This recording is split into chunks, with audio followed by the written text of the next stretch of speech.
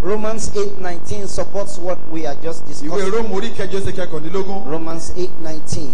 Róòmù orí kẹjọ. Let every Wasemite understand this. Ẹ jẹ́ kí gbogbo ọmọ iléeṣẹ́ ìjọba kan kí ó ní òye yìí.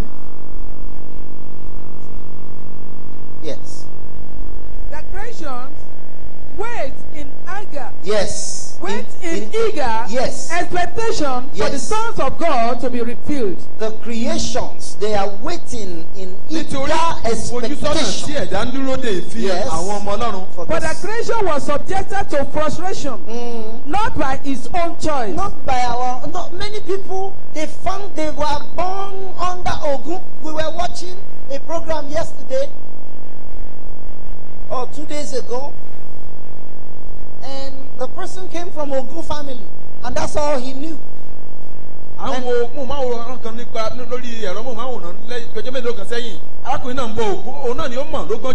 all that he knew.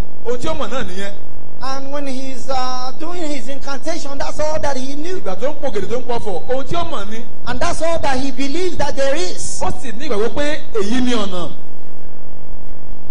But the Bible says, such creations, inside of them, they are eagerly awaiting you and I to come and manifest. They are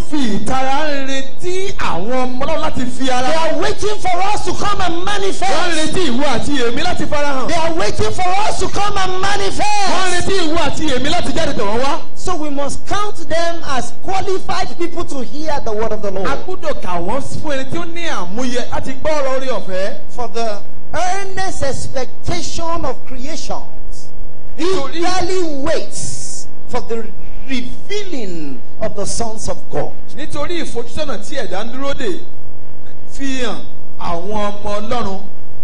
Verse 20 says, for the creation was subjected to futility, not willingly.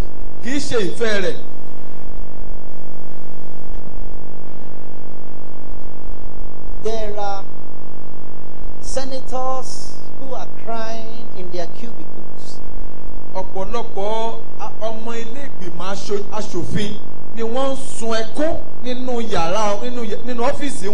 There are governors that are weeping under those regalias.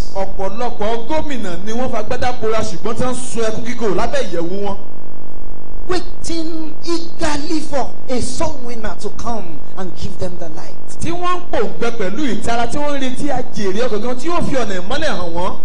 Covering up with their regalia problems that money cannot solve. Waiting for someone like you and I to come and give them the word. Therefore, please, do not underestimate anyone. Let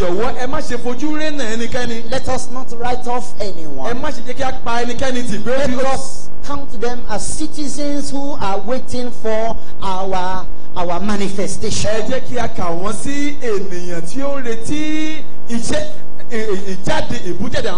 Ours is to speak it to them, and they will receive it as the Lord perfects our words in their ears. Jonah's calling was to demonstrate the love and righteousness of God to the people of Nineveh. God wanted to extend his love and mercy to them. And what was expected of Jonah was to be the model of that of God's righteousness to them. Jonah was expected to be the good example, even though he chose not to at first. Jonah was a representative that was supposed to reveal to the unbelievers the forgiving grace and power of the Lord. You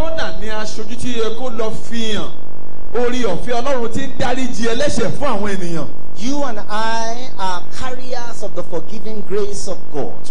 ìwọ àti èmi. Ẹ jẹ́ kí a lọ sọ fún wọn. Let us go and give them a Ẹ jẹ́ kí a lọ fún wọn ní àǹfààní kejì. God gave us a chance. Ọlọ́run fi àyè gbà wá. Either by allowing us to be birthed into a Christian family, Bóyá nípa gbígbà wá láyè láti ká bí wa sí. we obey.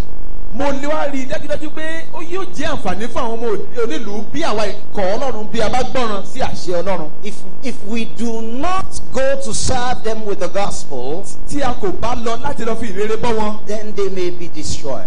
wọ́n lè parun. So obedience, Nítorí náà ìgbọ́ràn obedience is a godly character ó jẹ́ ìwà bí Ọlọ́run that every soul winner tí needs gbogbo ajèrè ọkàn nílò in order to serve the citizens of the world. láti lè ràn wá lọ́wọ́ láti sin àwọn ọmọ onílẹ̀ káàkiri àgbáyé. Ezekiel chapter number 3, Ezekiel orí kẹta 18, 19 through 21. ẹsẹ̀ ìkejìdínlógún ìkọkàndínlógún. Ezekiel 3.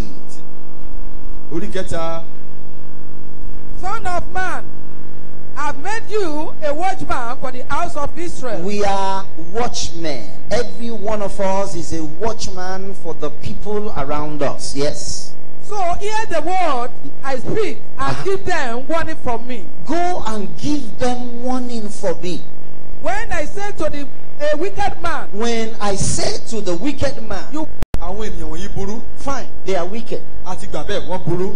But we are representatives Ṣùgbọ́n àwa lè aṣojú. that are supposed to serve them the gospel, Tí a láti fi ìrere bọ́ wọn. that will turn them away from their Tí yóò wickedness. yí ìwà yọ̀ padà kúrò ní ìwà búburú wọn. So the Bible is saying to the prophet here, Ìwé ni sọ fún wa nípa ti wòlíì náà wíbí yìí. the word of God is saying to all of us here, Ọlọ́run sọ fún gbogbo wa níbí yìí that yes, those people are wicked, pé àwọn ènìyàn wọ̀nyí burú. but God is sending us to go and warn them, Ṣùgbọ́n Ọlọ́run rán wa pé kí a lọ kìlọ̀ fún warn the wicked, láti kìlọ̀ fún àwọn so ẹni that bí. the wicked will not perish. Pé kí ẹni bí kí wọ́n bá ṣègbé. Because if they perish, because since we haven't spoken to them, Torí pé tẹ́ bá ṣègbé torí pé a ò bá wọn sọ̀rọ̀. then we are guilty of their A lives. jẹ̀bi ayé wọn. Please make a note of Ẹ this. jẹ́ kí a kọ eléyìí sí wà láàáyá wa. Verse 19. but if you do warn them, But if you warn them, if you do warn the but wicked man, if Jonah goes to Nineveh and the people don't listen,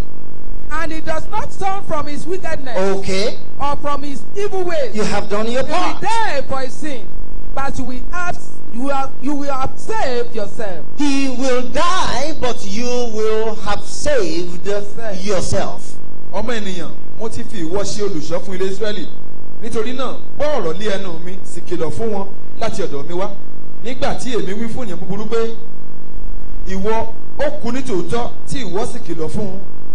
Tí ìwọ kò sọ̀rọ̀ láti kìlọ̀ fún ènìyàn búburú láti kúrò lé ọ̀nà búburú rẹ̀ láti gba ẹ̀mí rẹ̀ là. Ènìyàn búburú náà yóò kú nínú ẹ̀ṣẹ̀ rẹ̀ ṣùgbọ́n ẹ̀jẹ̀ rẹ̀ ni èmi ó béèrè ní ọwọ́ rẹ̀. Ṣùgbọ́n bí ìwọ bá kìlọ̀ fún ènìyàn búburú tí kò sì kúrò nínú búburú rẹ̀ tí kò yí padà kúrò ní ọ̀nà búburú rẹ̀ yóò kú nínú ẹ̀ṣẹ̀ rẹ̀ ṣùgbọ́n ọrùn rẹ̀ mọ́. This is the reason why we are being led over and over again to pray for boldness to declare the word of God to God's people. Ìdí nìyí ni a fi ń kọ́ wa pé kí a lè béèrè fún orí ọ̀fẹ́ láti lè wàásù ọ̀rọ̀ Ọlọ́run láti ní ìgboyà láti jáde láti wàásù fún àwọn ènìyàn. This is one big deal to ministers. Iṣẹ́ ńlá tó jẹ́ iṣẹ́ gbòógì fún àwa ìránṣẹ́ Ọlọ́run nílé yìí. This is one big deal to pastors. Iṣẹ́ kan ńlá fún àwa olùṣọ́ àgùntàn nìyí. Because Torí the people. àwọn ènìyàn. Can we say the people?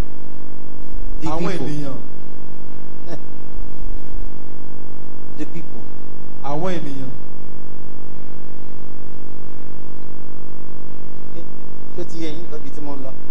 The people. Àwọn ènìyàn.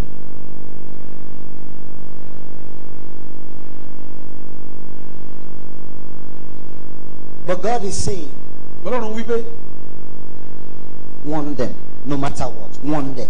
ipòkípò tán bá wà àyè tán bá wà kìlọ̀ fún wọn Tell them. sọ fún wọn. If they change, Bí wọ́n bá yí padà they will live. wọ́n yè.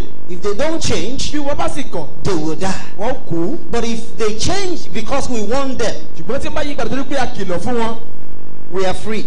ọ̀run wa mọ́. If they don't change, so far as we warned them, Bí wọn kò bá sì yí padà we are free. torí pé a sọ̀rọ̀ fún wọn ọ̀run wa mọ́. But if we do not warn them, ṣùgbọ́n tí a. How can you make it? báwo ló lẹ́ ó ṣe rí he. If the pastor has missed it before God, bí àlùfáà bá ti ṣìnà kúrò níwájú Ọlọ́run. what else can he be doing that is acceptable?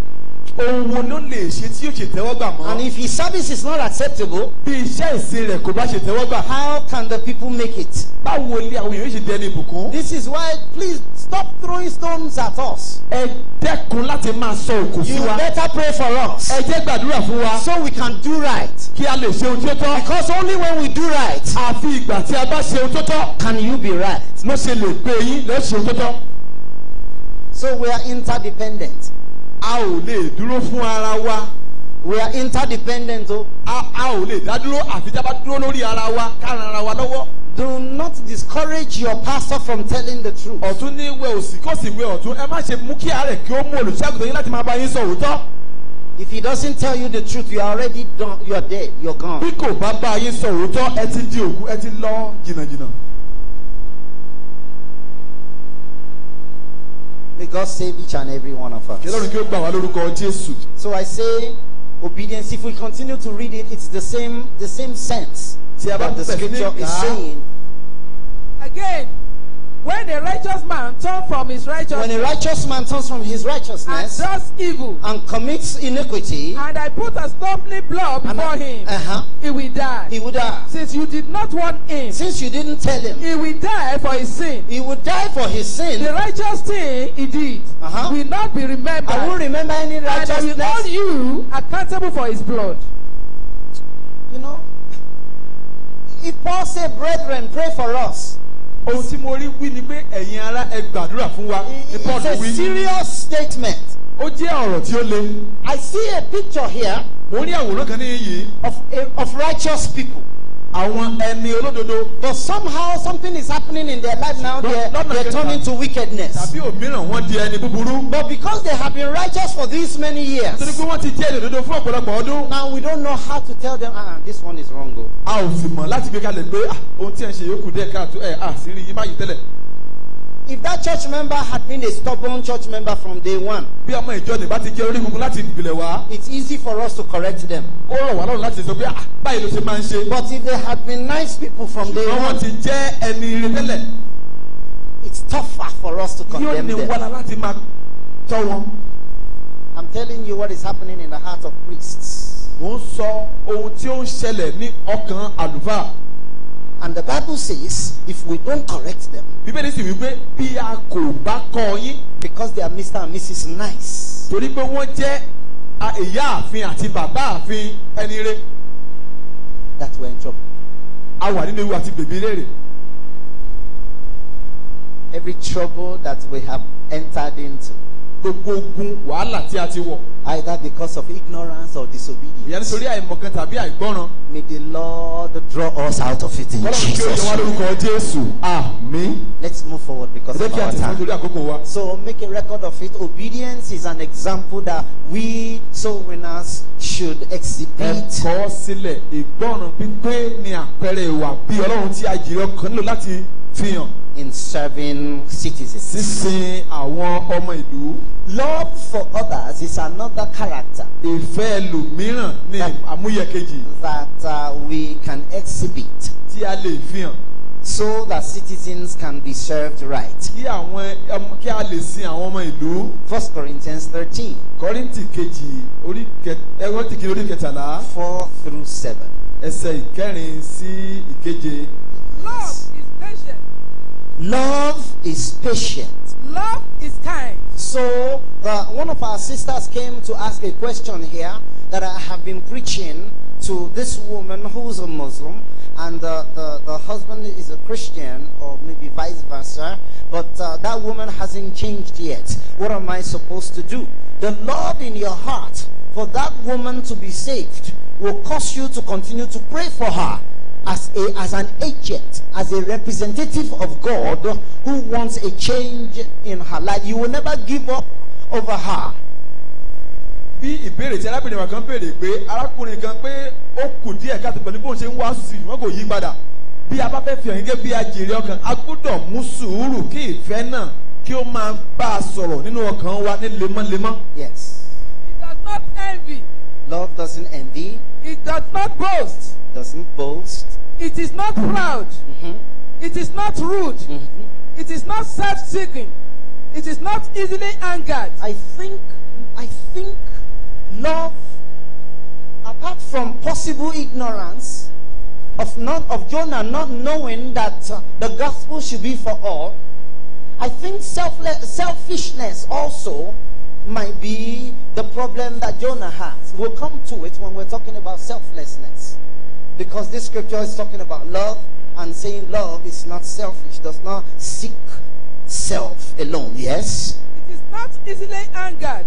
It keeps no record of wrong. keeps no record of wrong. Love does not delight in evil, but rejoices with the truth. Love will not delight that the Ninevites perish. Ìfẹ́ kò fẹ́ kí àwọn ará Nínéfè kí ó ṣègbé. Love, if Jonah was a loving priest, he would not want God to destroy the people of Nineveh. Bí Jónà bá jẹ́ àlùfáà tí ó nífẹ̀ẹ́, kò ní fẹ́ kí Ọlọ́run kí ó pa àwọn ìlú Nínéfè run. If we are loving people, we should not be expecting those Ogun people to die without hearing the gospel. Bí a bá ní ìfẹ́, kò ní wùwá kí àwọn tí ó ń bọ Ògún yìí kí ó kú láì ní ìrere. The love in our heart for them should draw us to them to speak the gospel to Ìfẹ́ them. nínú ọkàn wa yẹ kó fà wá tọ̀ wọ́n lọ láti fi ìrere Kristi lọ̀ wọ́n. The drug addicts in our neighborhoods, love should draw us to them. Amugú àdúgbò rẹ ni ìfẹ́ yẹ kó fà ọ́ tọ̀ ọ́ lọ. The rebellious in our family, love should draw us toward them. Ọlọ̀tẹ̀ tí ń da ẹbí wa rú ni ó yẹ kí ìfẹ́ Kristi nínú ọkàn rẹ kí ó mú ọ tọ̀ wọ́n lọ. May God give us the love that we need in Jesus' name. Àmín. It always protects, always trusts, always hopes, always perseveres. Love never fails. It doesn't fail. But where there are prophecies, they will cease. Where there are tongues, they will be still. Where there is knowledge, it will pass away. For we know in part, and we prophesy in part. But when perfection comes, the imperfect disappears. That's good, man. Ìfẹ́ a máa mú sùúrù. Love does not fail. Ìfẹ́ kì í yẹ̀.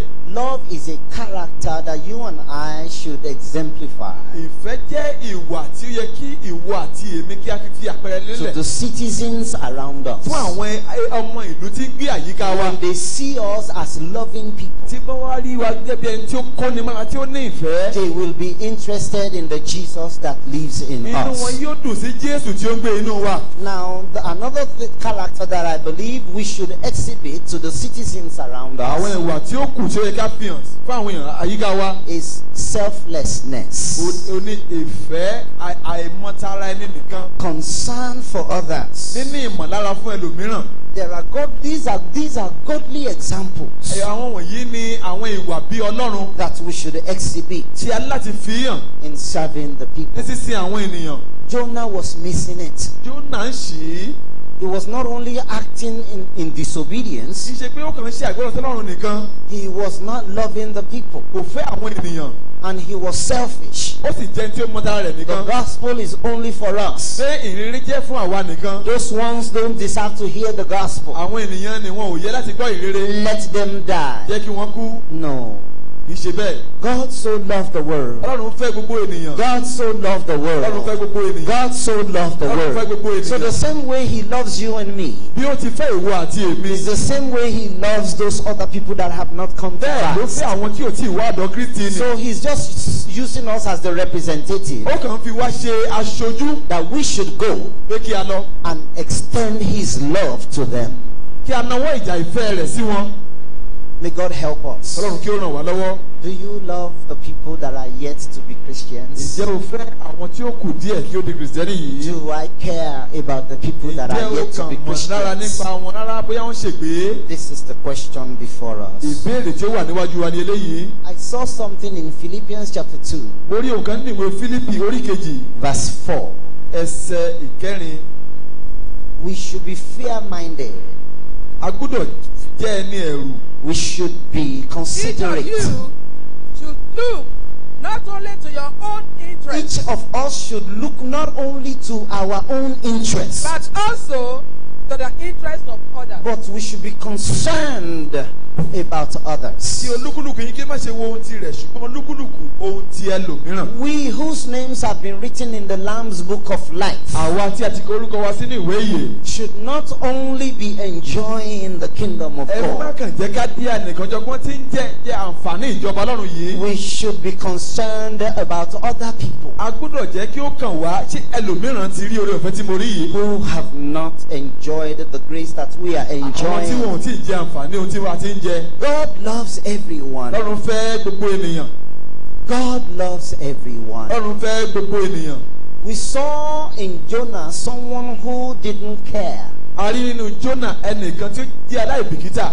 Let us now learn from the mistakes of Jonah Ẹ jẹ́ kí àwa náà kí akẹ́kọ̀ọ́ lára àṣìṣe Jónà. and turn from our own selfishness. Kí a sì yí padà kúrò ní ìwà ànìkànjọ́gbọ́n wa. Turn from our own lack of love. Kí a kúrò nínú àìnífẹ̀ẹ́ wa yìí. Turn from our own I don't care if they perish. Kí a kúrò nínú ìwà àmọ̀rí ìbáàkú yìí. And let us become loving people. Kí a jẹ́ ẹni tí ó ní ìfẹ́. Love will enable us to keep talking to them the gospel of Jesus. Ìfẹ́ yóò mú wa ru wá sókè láti máa sọ nípa ìfẹ́ Kristi fún gbogbo ènìyàn. Let us not sell them off. Ẹ má jẹ́ kí a ta wọ́n nù kí a rò wọ́n pé. Let us consider them as part of those that Christ died for. Ẹ jẹ́ kí a kà wọ́n mọ́ ọ̀kan pàtàkì náà àwọn tí Kristi kú fún. Soul winners, Ajèrè ọkàn. we have come together A ti péjọpọ̀ báyìí to encourage ourselves láti ru ara wa sókè. to rise up, Láti dìde. to live exemplary life, Láti gbé ìgbé ayé àmúyẹrere. to serve the people around us. Láti sin àwọn ènìyàn tí ó yí wa ká. I pray for grace. Mo gbàdúrà fún orí ọ̀fẹ́. I pray for patience. Mo gbàdúrà fún sùúrù. I pray for love. Mo gbàdúrà fún ìfẹ́. I pray for concern. Mo gbàdúrà fún ìmọ̀lára ẹnìkejì. I pray for Mo selflessness. gbàdúrà fún fífi ẹ̀mí ara ẹni jì. I pray for the spirit of obedience Mo to gbàdúrà God. fún ẹ̀mí ìgbọ́ràn. That you and I will have all, we will take these things away from here Pé gbogbo wa a ó gba ohun wọ̀nyí kúrò ní yìí. and we begin to use them A ó sì máa lò wọ́n. as we get back to our different Bí a ti ń places. padà sí ilé wa. As I said earlier, Bí o sì sọ lákòókò, please pray for us ẹ gbàdúrà fún wa. as we are praying for you, Bí a ti ń gbàdúrà fún yín. so that you are not a stumbling block to our lives Pé kí ẹ má ṣe jẹ́ òkúta ìdènà fún ayé wa. and we are not stumbling blocks to your Kí àwa náà lives. ká má ṣe jẹ́ mú yín jìnnà náà. And all of us as soul winners, Gbogbo wa gẹ́gẹ́ bí ajèrè ọkàn. let us know that everybody else is a citizen Kí a sì mọ̀ pé gbogbo ènìyàn la jẹ́ ọmọ ìlú. that God is expecting in his kingdom. Tọ́lọ́run retí ní ìjọba rẹ̀. We are the representatives Àti aṣojú that will bring them tí a ó mú wọn wá into the kingdom. sínú ìjọba náà. As you and I go, Bí ìwọ àti èmi ti mọ̀. we will be able to do it. A ní orí ọ̀fẹ́ láti ṣe é. We will have the strength to do it. A ní agbára láti ṣe é. We will not be guilty of this scripture A ò ní jẹ̀bi ọ̀rọ̀ wọ̀nyí. in the mighty name of Ní orúkọ Jesus. Jésù. Let us rise on our Jẹ́ feet. kí a wà lórí ẹsẹ̀ wa.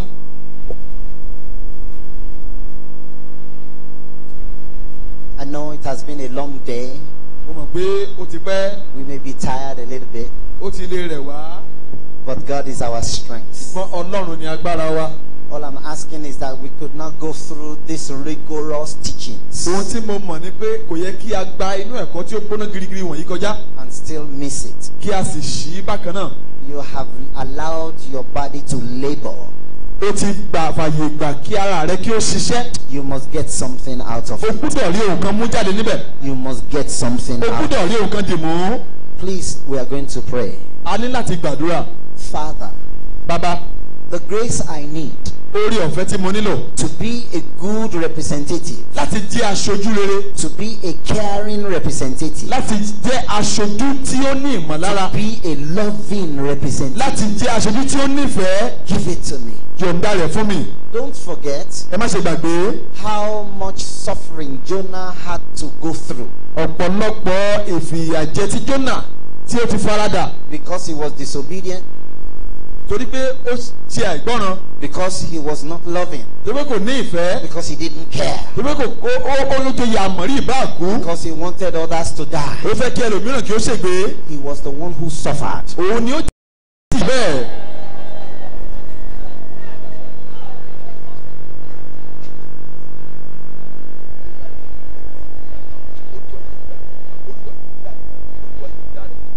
Olúwa yọ̀ǹda ẹ̀. Lord, give it to me.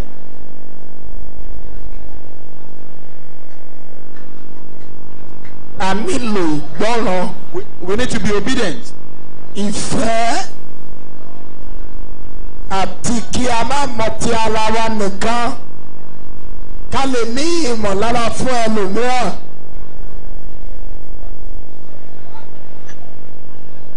Ohun gbogbo tí mo nílò Everything I'm in need láti lè jẹ́ àpẹẹrẹ rere. to be a good example, Ẹni ìwà bí Ọlọ́run. to be cast away every spirit of segregation from In life. Jesus' mighty name we have prayed. Amen. 3 laudable amen. Let's clap for Jesus. Ẹ jẹ́ ká pàtẹ́wọ́ fún Jésù. Amen.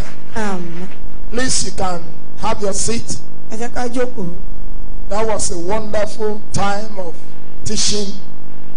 And we pray that the Lord Almighty will continue to renew our daddy in the Lord in the name of Jesus. Amen. God bless you, sir. Olúwa bùkún fún yín. Amen. Amen. We are now in the session of prayer A ti wà ní àkókò àdúrà báyìí. because we've exhausted our time today. Lórí a ti lo àkókò púpọ̀ We lónìí. know there will be no room for question and answer. Kò lè sí àyè fún ìbéèrè àti ìdáhùn. So we go straight to prayer session now. Àwọn olùwọ́nà àdúrà lọ. I have the pleasure to call our daddy in the Lord Mo fẹ́ pe bàbá wa nínú Olúwa. in person of Baba Awe for this session. Let's clap for Jesus. Ẹ jẹ́ kí a pàtẹ́wọ́ fún Jésù. Let's celebrate this, our Baba. Ẹ jẹ́ kí a fi àtẹ́wọ́ yẹ wọn sí. You are clapping for Jesus. You are clapping for Jésù ẹ̀ Jesus. pàtẹ́wọ́ fún.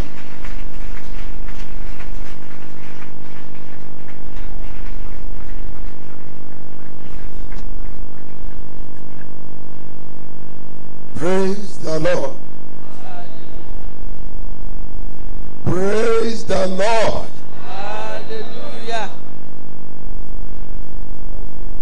Mo ṣe ń wo àwọn kan tí wọ́n praise God o. I'm still observing for some people they are not praising the God. Praise the Lord.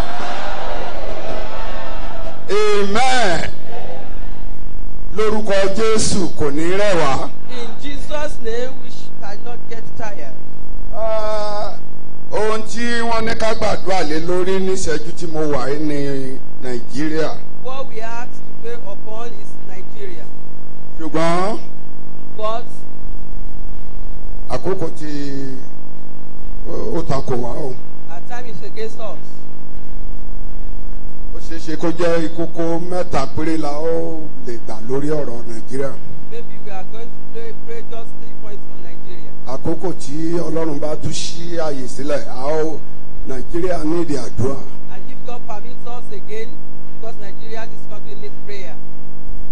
Ẹ̀yin ọmọ Ọlọ́run, Children of God, ẹ̀yin ìránṣẹ́ Ọlọ́run, ministers of God, Ọlọ́run ń gbọ́ àdúrà o. God answered yes prayer. Mi ò mọ̀ báyà ìwọ tí o jẹ́ ìránṣẹ́ Ọlọ́run báyà o mọ̀ pé Ọlọ́run ń gbọ́ àdúrà. I do not know if you as a ministers of God knew that God hear prayers.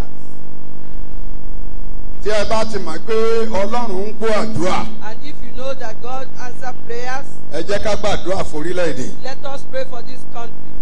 Torí gbogbo àwa tó wà ń bí ọmọ orílẹ̀-èdè yìí ni wá. Because everyone that is sitting here, we are from this country. Ìbá díẹ̀ la lè rí láàárín wa tí kì í ṣe ọmọ Nàìjíríà. You can only see few out of us that is not from this country. Àwọn tí a sì ń gbọ́